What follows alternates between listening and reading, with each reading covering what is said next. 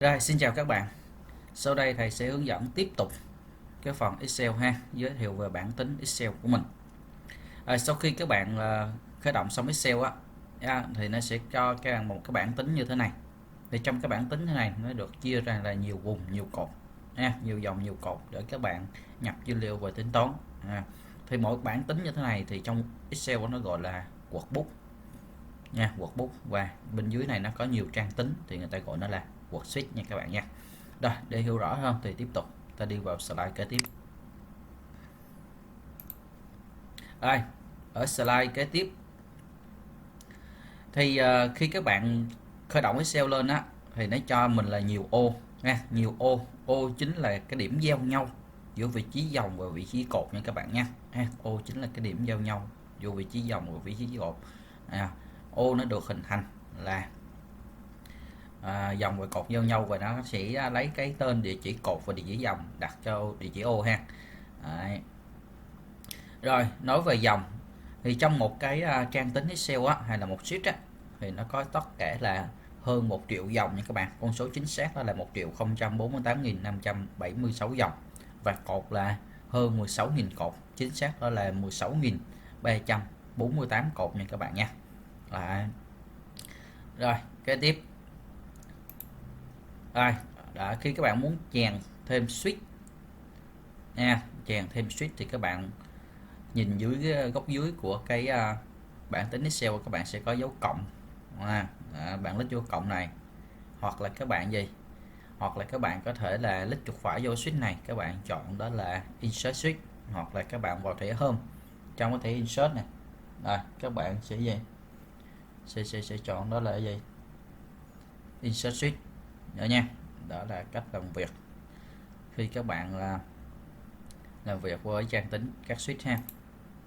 Đấy, xóa thì các bạn click chuột phải lên cái switch các bạn còn xóa, hoặc các bạn click chuột phải chọn thẻ home ha, delete, và bạn chọn delete switch nha, cái switch mình đang muốn chọn, muốn xóa.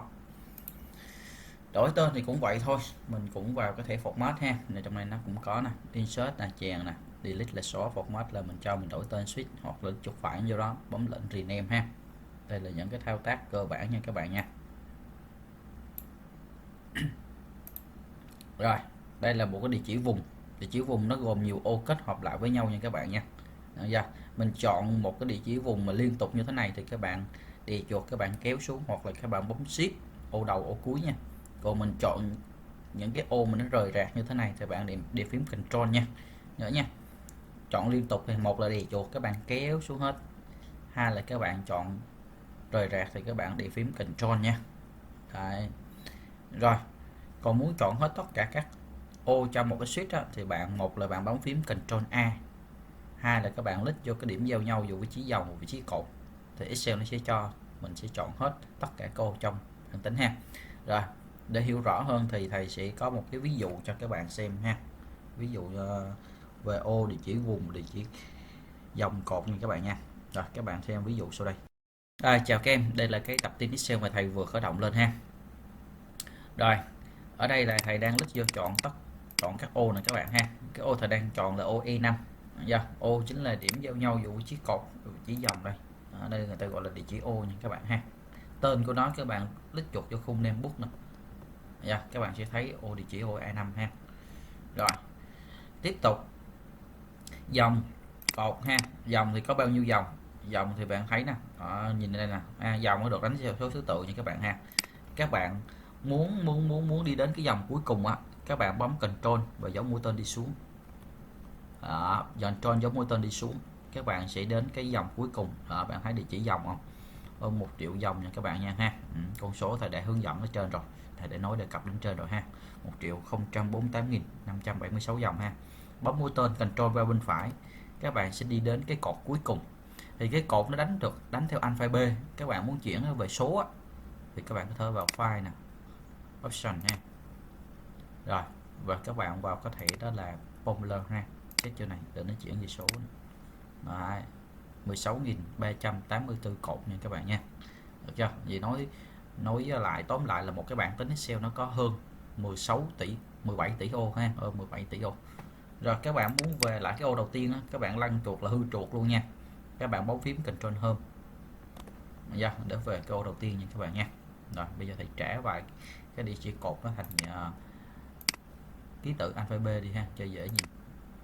Rồi đây người ta gọi là dòng và cột ha các bạn ha. Còn địa chỉ vùng là mình quét chọn đó, mình đi chuột quét chọn hoặc là mình chọn này điều phím shift chọn ô cuối nha. Còn chọn những cái ô rời rạc thì các bạn bấm phím Ctrl đi và giữ phím Ctrl nha các bạn nha. Rồi muốn đặt tên địa chỉ vùng á, thí dụ thầy muốn đặt tên cái vùng này địa chỉ vùng để thầy dễ tham chiếu á, thầy đặt tên địa chỉ vùng này cho mà thầy có con số đi để cho các bạn dễ hình dung nha. Rồi thầy muốn đặt tên địa chỉ vùng này khi thầy tính toán nha, mỗi lần thầy gọi tên đó thì hệ thống Excel nó sẽ tham chiếu cái vùng này cho các bạn. Muốn đặt tên dễ lắm các bạn quét khỏi nó, sau đó các bạn đặt con chỏ trên khung namebook nè, cái khung trắng trắng này người ta gọi là khung namebook nè ha. Các bạn đặt tên nó là dữ liệu, nhớ là các bạn gõ không dấu và không khoảng trắng nha các bạn nha. Nhớ đặt tên là gõ không dấu và không khoảng trắng để tham chiếu cho nó khỏi bị lỗi nha các bạn nha. Đó, thì bây giờ một á, là bạn dùng hàm sum, bạn sum cái vùng này lại thì hệ thống nó cũng hiểu là tính tổng cho mình nha, hệ thống nó hiểu là tính tổng cho mình. Hai thì các bạn có thể là bằng sum và bạn gõ cái tên dữ liệu vô và đóng một lại thì hệ thống Excel nó sẽ tham chiếu đến cái vùng mà bạn đặt tên là vùng dữ liệu này, nó sẽ thống kê cho mình. Đó, một là quét chọn, hai mình gõ tên để cho nha các bạn. Mình gõ này, tên này mình gõ chữ dữ liệu này. Đó, nó hiện ra cái chữ dữ liệu này. Bấm phím tab, ok, đóng một lại. Đó ha. Rồi ở dưới đây là nó có nhiều switch như các bạn ha, thì nãy thầy đã giới thiệu rồi. Các bạn muốn thêm xóa sửa thì bạn click chuột phải vào switch này.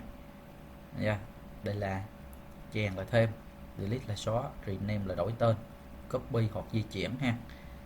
Ngoài ra nó cho mình tô màu này. Tô màu sắc nè. Và ẩn switch, ẩn là hết nè, ẩn giấu đi các bạn nha. Muốn hiện ra click chuột phải unhide stick, hiện switch nào thì chọn switch đó ha. Ngoài ra thì trong cái thể home này nó cũng có những cái thể lệnh nè, chèn nè, xóa nè, định dạng nè ha. Rồi ví dụ như bạn gõ ví dụ như là họ và tên sinh viên đó, bạn thấy cái dữ liệu này nó dài quá thì bạn phải kéo rộng cái cột này ra nha. Kéo rộng cái cột này đây đó nha. Mình có thể thay đổi diện tích dòng và cột bằng cách là rê chuột lên cái điểm cái đường biên nè, giao nhau giữa hai cột nè, kéo qua kéo lại này to nhỏ là tùy mình nha các bạn nha. Tương tự như dòng cũng vậy. Dòng cũng bị nha. Rồi đó là cách mà các bạn thay đổi kích thước ha. Còn mà muốn thay đổi nhiều quá, bạn muốn thay đổi nhiều thì chú ý có thể làm nào. Bạn muốn thay đổi nhiều dòng nhiều cột á, thì bây giờ thầy muốn thay đổi diện tích của nhiều dòng thì đặt con trỏ ở cái số 1 nè, mình chọn hết những cái dòng vào đây các bạn nha, rồi mình kéo xuống một lần là nó thay đổi luôn ha, hoặc là kéo lên thu nhỏ lại. Tương tự như cột cũng vậy nha, bạn chọn hết nè, sau đó bạn kéo qua kéo lại đó nha. Rồi đó chính là cái thay đổi dòng đổi cột ha. Còn bạn muốn khó đóng băng cái dòng cột để mình khi mình lăn xuống lăn lên nó không có bị chạy. Ví dụ như mình có cái tiêu đề trên này ha, số thứ tự này, họ và tên ha, được chưa? Ngày sinh, nơi sinh. Ví dụ hãy muốn đóng băng cái dòng này, giờ khi lăn chuột xuống thì cái dòng trên này nó không có bị mất thì các bạn chọn lên cái dòng đó nha. Đóng băng dòng, chọn lên cái dòng còn muốn đóng băng nè, thì khi bạn chọn cái dòng số 4 thì các dòng 1 2 3 nó sẽ giữ nguyên nha. Bây giờ bạn muốn đóng băng 3 cái dòng đầu tiên thì bạn phải chọn cái dòng số 4. Bạn muốn đóng băng 5 cái dòng đầu tiên thì bạn phải chọn cái dòng số 6. Nhớ nha, bạn muốn đóng băng 3 cái dòng đầu tiên thì chỉ chọn dòng số 4. Sau đó các bạn vào preview chọn chức năng đó là Pre-span. Được chưa? Pre-span là đóng băng tại cái vị trí mà chọn. Còn đây là đóng băng cái gì? Cái dòng đầu tiên, còn bóng băng cái cột đầu tiên. Hai cái đây là nó mặc định. Còn mình chọn này là do tùy biến của mình ha. Mình kéo xuống nữa. Các bạn để ý là 3 cái dòng đầu tiên nó nói gì? Nó giữ nguyên nè. Muốn bỏ đi thì vô đây bỏ unrespan nhớ nha. Ví dụ bóng băng 6 dòng đầu tiên. Đó, bạn lăn chuột cái 6 dòng đầu tiên mình giữ nguyên không? Thì muốn đóng băng 6 dòng đầu tiên thì mình chọn dòng số 7 nha. Tương tự cột cũng vậy nha các bạn ha. Cột D nè. Mình chọn cột D thì 3 cột đầu tiên nó sẽ đóng băng. Khi mình kéo nó qua bên cuộn nó qua bên phải thì 3 cột đầu tiên nó vẫn giữ nha các bạn nha.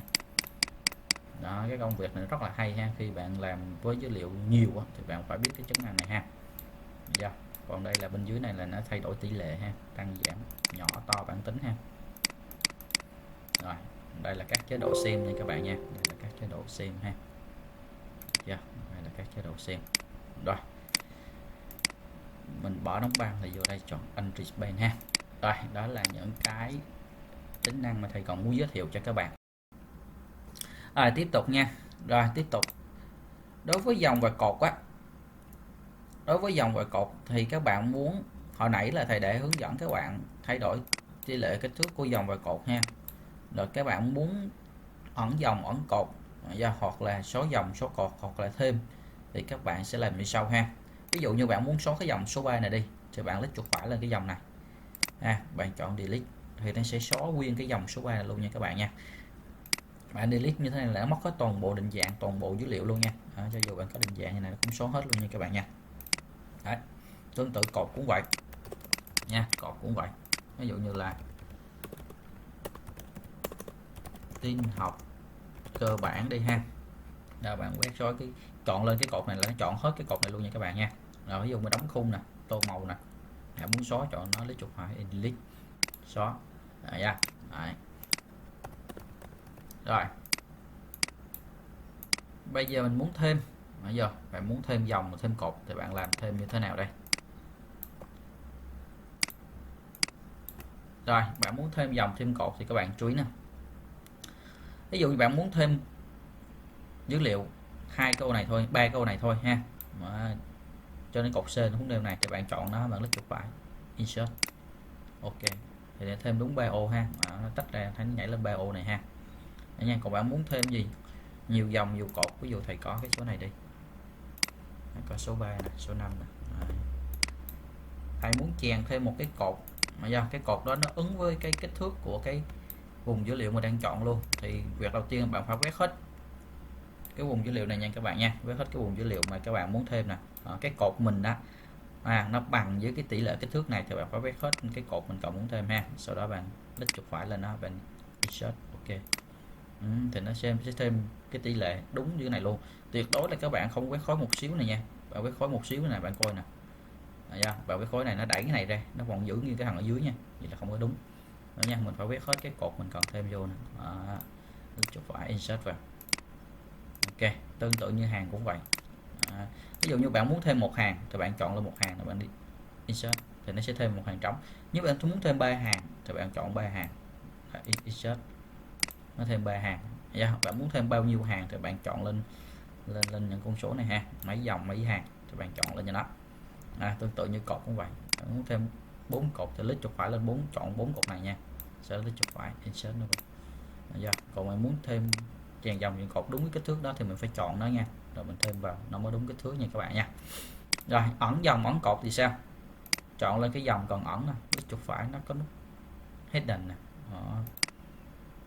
Giấu đi, tạm thời giấu đi nha. Rồi sau khi giấu xong rồi thì bạn muốn hiện ra như thế nào? Sau khi giấu xong rồi bạn muốn hiện ra thì bạn double click vô này nè. Giữa hai chỗ này mình thấy nó có A, B, A, C, còn B đâu? Đây, nó giấu đi cái cột B nè, double click vô thì nó hở ra nha. Rồi còn không á thì các bạn quét khối cái vùng dữ liệu mình bị giấu nè, sau đó bạn click chuột phải nó có nút anh 2 nè, hiện đây nha các bạn nha. Quét khối cái vùng dữ liệu mà mình có cái cột nó bị ẩn đi á ha, giấu đi á thì click chuột phải vô nó, rồi sau đó mình anh 2. Hoặc là các bạn vào cái mục gì Home nè, sau đó các bạn dùng chọn cái chức năng format nè, đó do chức năng visibility nè ha. Rồi anh 2 dòng hay là cột nha, anh 2 cột luôn. Dòng cũng vậy nha các bạn ha, dòng mình giấu nó cũng vậy, tương tự nó cũng vậy ha. Rồi đó là những cái một số tính năng về dòng về cột ha, nhớ các bạn thực hành theo nha các bạn nha.